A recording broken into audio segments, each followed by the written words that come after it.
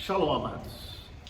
Hoje nós queremos continuar os estudos sobre a graça e a soberania de Deus na história, falando sobre Abraão, Isaac, Jacó e José e aprendendo um pouco naquilo que Deus nos revela dentro da vida, da personalidade, das experiências desses homens ao longo do tempo.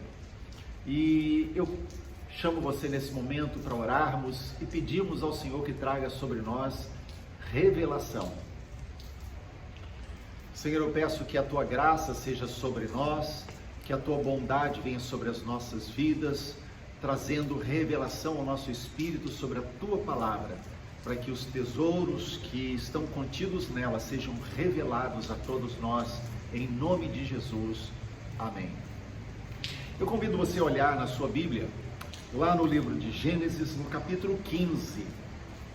Gênesis capítulo 15. Pega a sua Bíblia aí e vamos olhar um pouquinho para esse capítulo.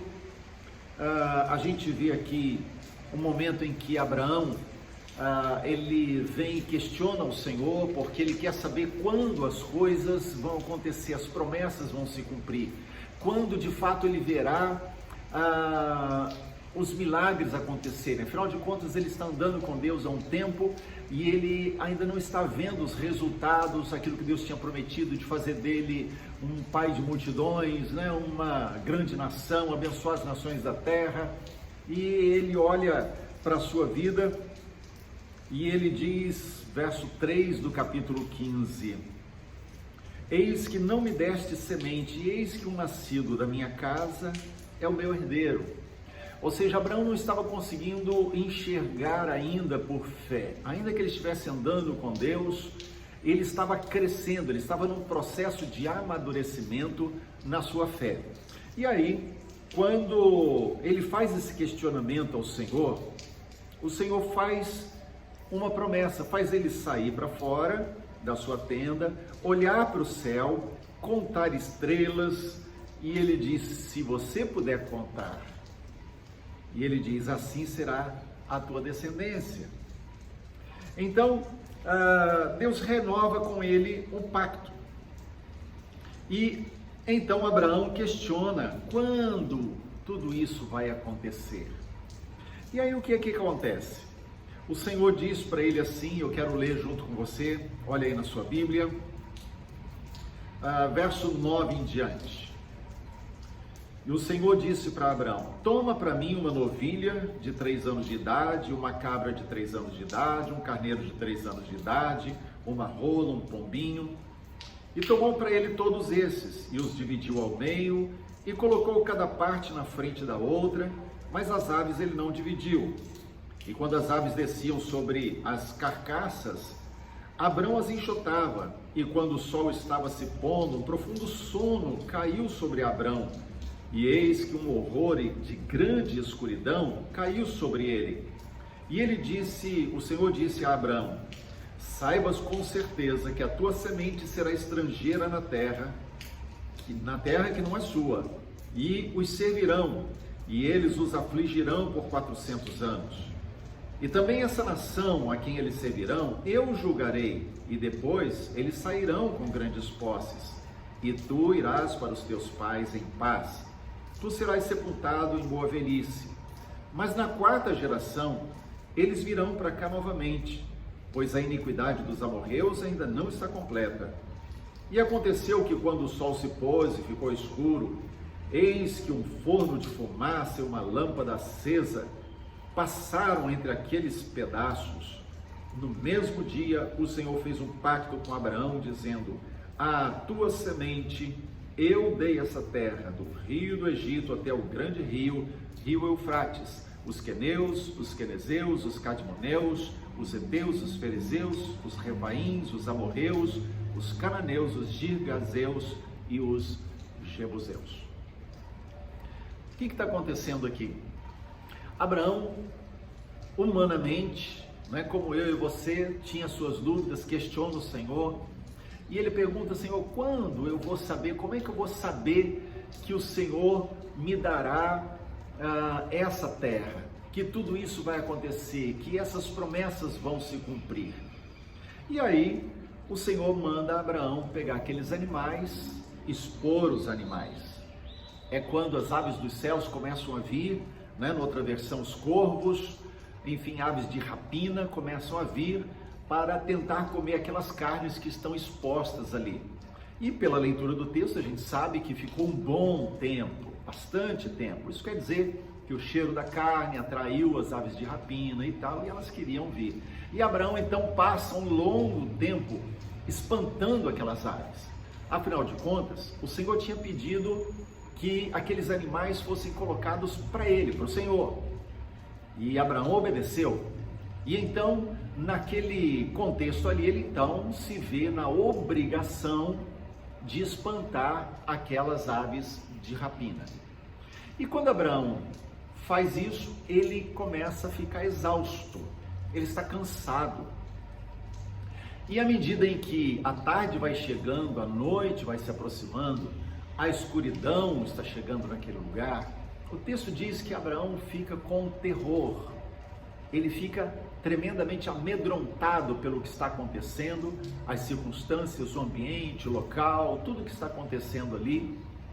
É quando, depois disso, de vir aquele profundo sono e cansaço sobre Abraão, que o Senhor manda um fogo que passa no meio daqueles animais que estavam expostos para o Senhor.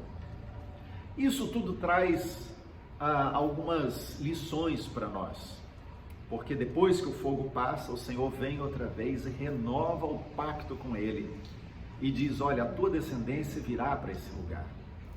Não se preocupe, você vai ter uma boa velhice, você vai morrer, será sepultado com seus pais e a tua descendência virá e tomará posse dessa terra.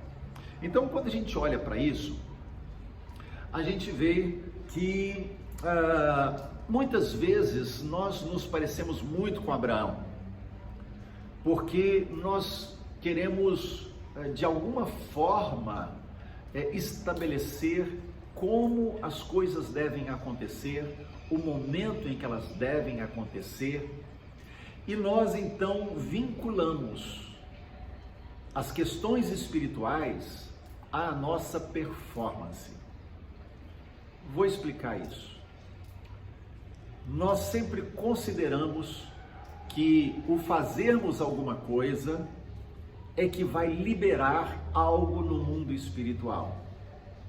Não estou dizendo sobre não fazer no sentido de ficarmos acomodados, sentados no sofá, assistindo televisão, vendo algo na internet e não ligarmos para coisas espirituais.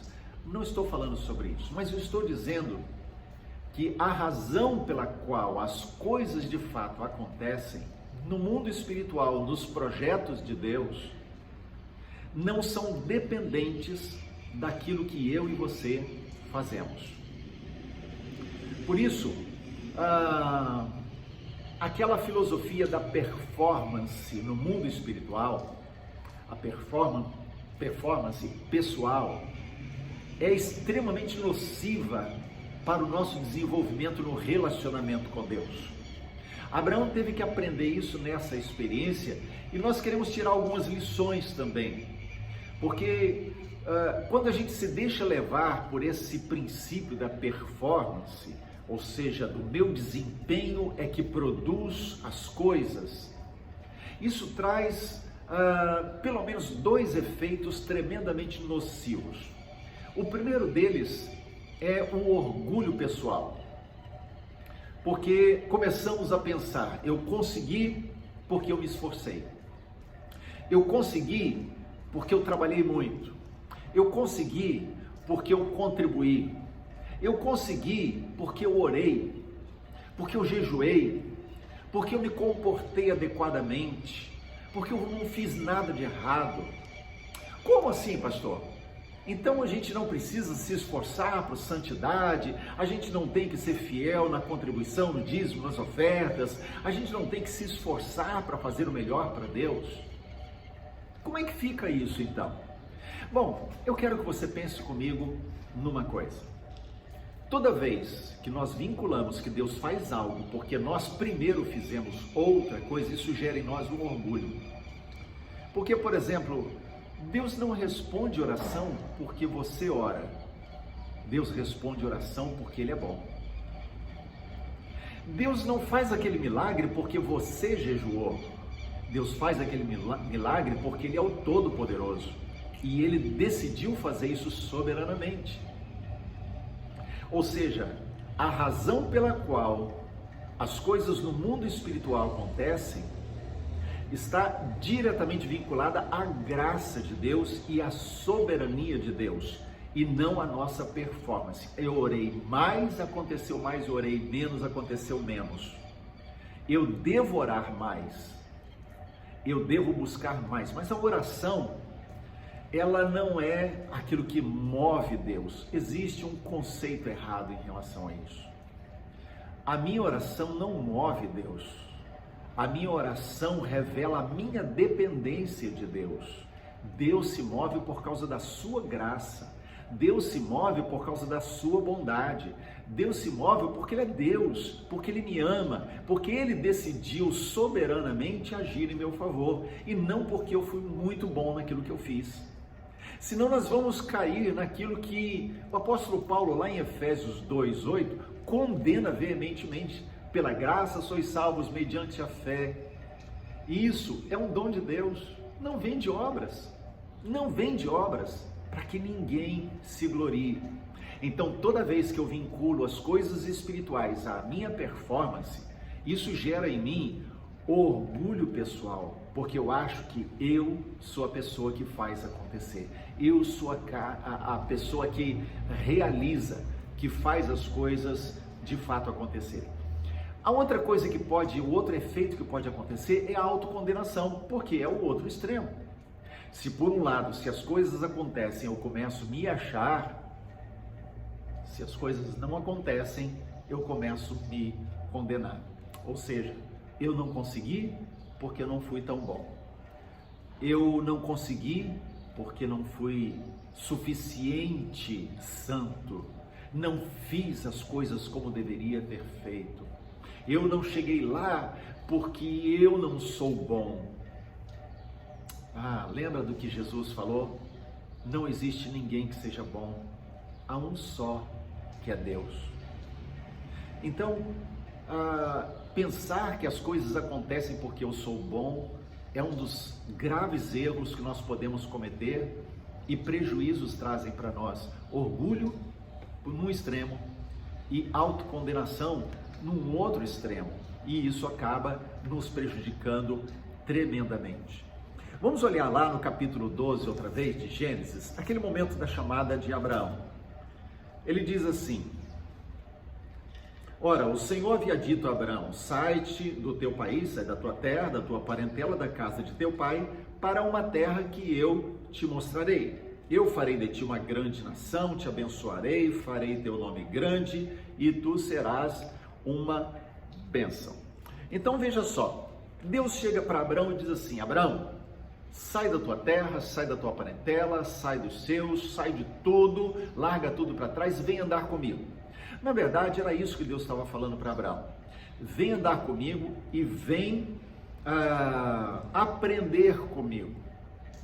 Então, era uma coisa meio nebulosa, né? Abraão teve que ser de fé naquele momento para poder realmente dar aquele passo, porque era assim: Abraão, vem. Como, Senhor? Não se importa, isso é comigo. Para onde, Senhor? Não se importa, isso é comigo. O que vai acontecer, Senhor? Não se importe, isso é comigo. É isso que estava acontecendo. Deus estava querendo deixar claro nesse início, quando tudo está começando na formação desse povo que Deus almejou desde a eternidade, com Abraão, o que está acontecendo ali é que Abraão está começando a perceber e aprender que tem que ser Deus, soberanamente Deus. E é isso que Abraão vai aprender ao longo da sua caminhada, durante toda a sua vida. Então, a primeira coisa que Deus está ensinando a Abraão e ensina para mim e para você, é que a primeira e absoluta opção. A primeira opção e absoluta opção é andar com Ele. Vem andar comigo. Não importa como, não importa onde, não importa para onde, importa que é com Ele. É por isso que nós encontramos tantas vezes Deus afirmando para os seus servos, que Ele usou de forma tão especial ao longo dos anos, dos séculos, estão descritos na Bíblia, quando Ele fala: eu estou contigo, não temas, eu estou contigo, não temas, eu estou contigo. É porque precisamos entender que a primeira opção nossa não é saber como, não é ter o método, não é ter a força, o poder. O que importa em primeiro lugar, em primeiríssimo lugar, é que temos que andar com Ele. A segunda coisa que temos que aprender com Abraão aí, é que se Deus quiser fazer qualquer coisa, Ele é soberano para fazer do jeito dele. E se Ele não quiser fazer, Ele é soberano para não fazer. Já parou para pensar em quantas vezes eu e você já questionamos Deus? Deus, por que o Senhor não fez? Igual a Abraão, ali em Gênesis 15. Deus, o Senhor prometeu, Deus, o Senhor é poderoso, Deus, eu orei tanto, Deus, eu falei tanto com o Senhor, eu orei, jejuei tanto, o Senhor não fez. Como se Deus fosse obrigado a fazer só porque eu orei muito. Deus é soberano. E a minha performance espiritual não determina quem Deus é, nem como Deus age. A minha performance espiritual tem a ver com a minha dependência de Deus. Eu oro porque preciso de Deus, eu jejuo para que a minha carne dependa de Deus, eu leio a Bíblia para que o meu espírito se alimente de Deus. Eu preciso de Deus e não faço essas coisas para mover Deus, para que Deus faça as coisas para mim, senão me encho de orgulho. Então Deus pode fazer o que Ele quiser, quando Ele quiser, da forma que Ele quiser, porque Ele é soberano. Então Deus queria que Abraão andasse com Ele sem questionar absolutamente nada. O que Abraão tinha que aprender era a intimidade com Deus. Ele tinha que se agradar da presença de Deus e saber que o Senhor seria com ele. Porque quando a gente olha para os questionamentos de Abraão, no capítulo 15, verso 1, depois dessas coisas, a palavra do Senhor veio a Abraão numa visão dizendo: não temas, Abraão, eu sou teu escudo e a tua recompensa será infinitamente grande. Então veja só, Deus já havia falado para Abraão, Ele está falando comigo e com você, que o nosso escudo na nossa vida, quem nos protege, quem nos guarda, quem nos dirige, e a recompensa não está nos resultados que nós vamos alcançar pelo que muito fazemos. A nossa recompensa é o próprio Deus. Então, quando eu oro muito, quando eu busco muito, quando eu leio a Bíblia, quando eu jejuo, quando eu participo dos cultos, quando eu estou envolvido com a igreja, com os irmãos, quando eu faço isso, na verdade eu estou fazendo porque eu preciso. E o resultado disso não é que eu vou me encher de bênçãos. Bênçãos são resultado da soberania e da graça de Deus.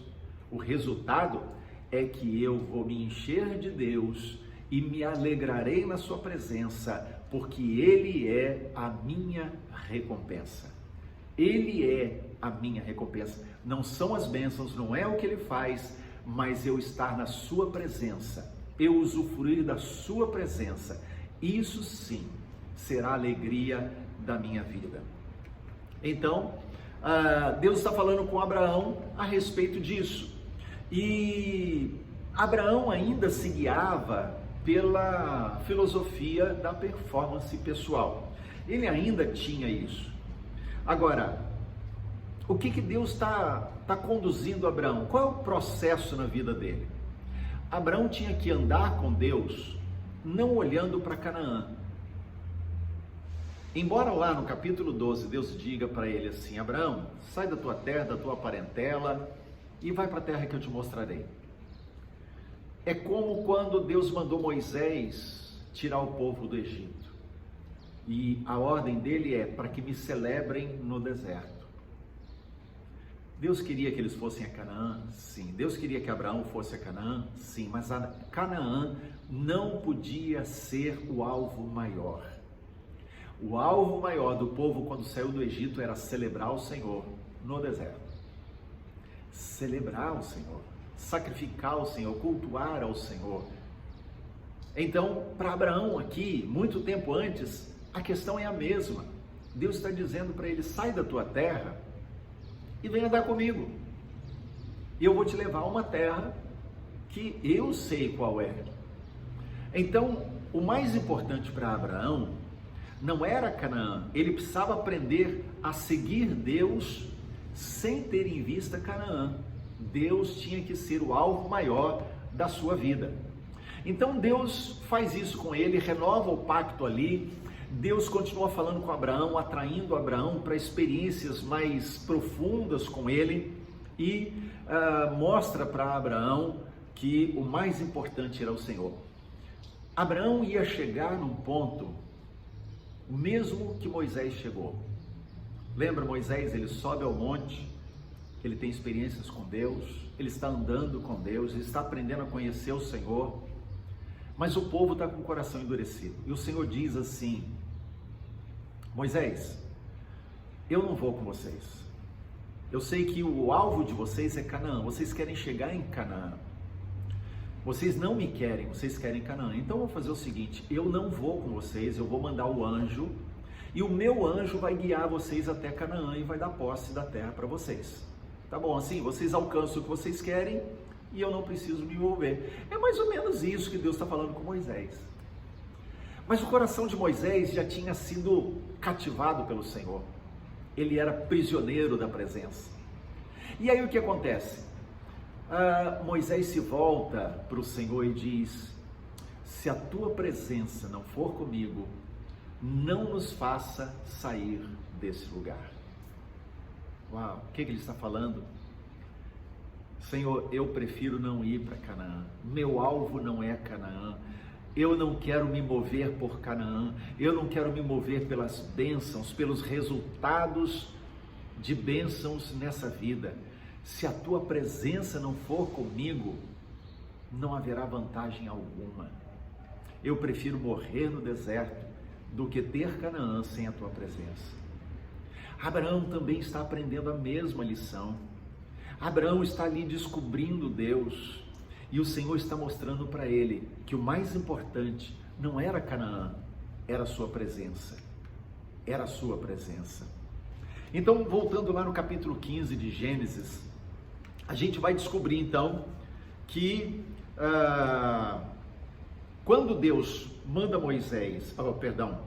manda Abraão colocar aqueles animais, há uma experiência que marca aquele momento. Porque Abraão, como ele era movido ainda, ele estava aprendendo a andar com Deus, e ele era movido ainda pela filosofia da performance pessoal, então Abraão tenta fazer coisas que Deus não mandou ele fazer. Ele tenta resolver situações do jeito dele, achando que se ele colocar a mão para fazer, vai funcionar. E se esquecendo de que, na verdade, tudo tinha que ser resultado do agir de Deus. Então veja só o que acontece. Isso é muito importante para a gente entender. Diz aqui o texto que Deus manda ele preparar a novilha, a cabra, o carneiro, uma rola, um pombinho, e colocou essas partes ali, corta os animais ao meio, menos as aves, e prepara aquilo. E aí, aves vinham descer sobre a carcaça, e Abraão as enxotava. Deixa eu fazer a pergunta: quem mandou Abraão enxotar as aves? Deus disse para Abraão apenas: coloca os animais, são para mim. Mas quando Abraão vê os animais, as aves de rapina virem, eu creio que ele pensou como nós pensaríamos, como eu pensaria, né? tenho que fazer alguma coisa. Isso aqui é para o Senhor, as aves de rapina vão tentar destruir. E ele então pensa ou sente: se eu não fizer alguma coisa, o resultado desse sacrifício não virá. Deus não vai se agradar. Então ele se dispõe a enxotar aquelas aves que vinham sobre a carcaça, ou as carcaças, né? O verso 12 diz que quando o sol estava se pondo, veio um profundo sono. E Abraão começou a ficar extremamente cansado e aterrorizado com tudo aquilo. E então o Senhor vem e diz assim: Abraão, saiba com certeza que a tua semente, os teus descendentes que eu prometi, eles serão peregrinos, vão estar numa outra terra e depois de um tempo virão para possuir esse lugar onde você está agora. E Deus diz então para Abraão: eu vou dar esse lugar para a tua semente. E depois que Deus faz isso, dizendo que na quarta geração, verso 16, na quarta geração eles virão para cá, verso 17, e aconteceu que quando se pôs o sol e ficou escuro, eis um forno de fumaça, uma lâmpada acesa passaram entre aqueles pedaços. O fogo veio. Uau, o sacrifício estava oferecido e o fogo do Senhor veio.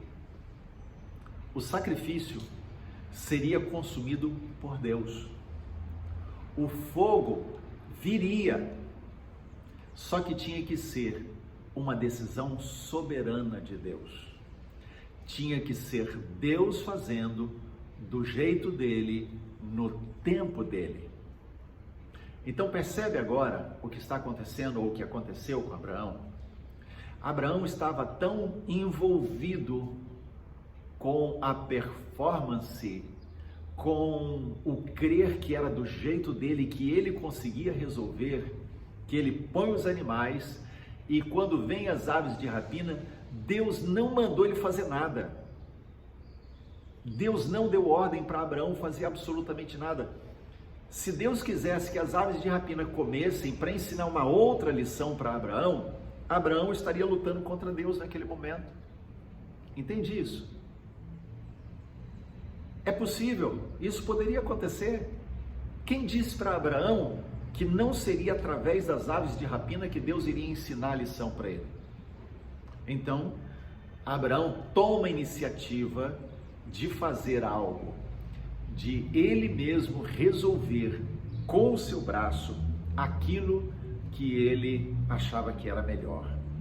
Mas ele tinha que aprender também que a decisão era de Deus e seria Deus a fazer aquilo que era necessário.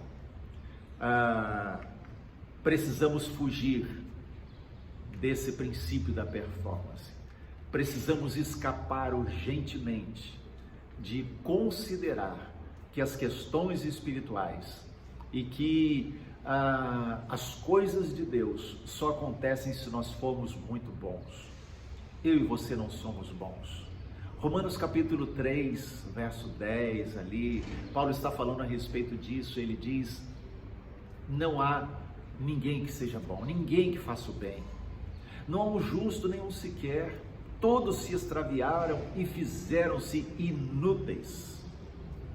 Então não somos eu e você que faremos as coisas acontecerem melhor.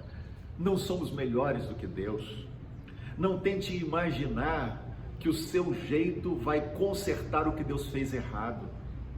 Não tente imaginar que Deus está perdido, sem sabedoria para fazer as coisas e que Ele precisa da sua ajuda. Deus é o Todo-Poderoso. Ele é o Senhor de todas as coisas. Ele é o Deus soberano e pela sua graça e soberania, Ele é capaz de fazer tudo o que Ele queira no tempo dEle, do jeito dEle, porque só Ele é Senhor. Então aprenda a descansar no Senhor e a confiar, como Abraão teve que aprender na sua caminhada, que era no dia a dia, na dependência, na confiança do Senhor, que ele veria que o Senhor é bom, que a sua fidelidade, ela permanece sobre as nossas vidas, porque Ele é Deus, Ele é Senhor, Ele é amor e a sua graça é maravilhosa.